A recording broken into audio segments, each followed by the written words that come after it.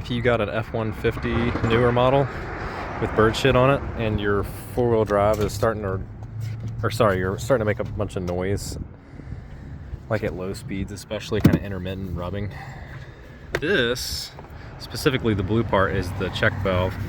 It puts a vacuum on your four-wheel drive system to disengage it, and when that check valve starts to fail, it'll start trying to, like, I guess, engage, and it makes a rubbing noise. So I'm replacing it with this $30 part, and Emmy wants to help.